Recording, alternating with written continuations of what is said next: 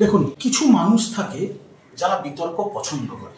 এই টিভির পর্দায় আর হেডলাইনে ভেসে থাকাটা একটা নেশা, বুঝতে পেরেছেন? একটা নেশা, যে নেশার খপ্পরে শুভেন্দুও পড়েছে, যে নেশার খপ্পরে এখন হুমায়ুন বাবুও পড়েছে। উনি বিতর্কে থাকতে ভালোবাসে, কিন্তু ওনার এইসব বিতর্কিত মন্তব্যের জন্য দলের কাছে উনি শোকজ খেয়েছেন এবং শোকজের জবাব দিয়েছেন। ইংলিশে একটা কথা আছে, you are responsible for your own actions.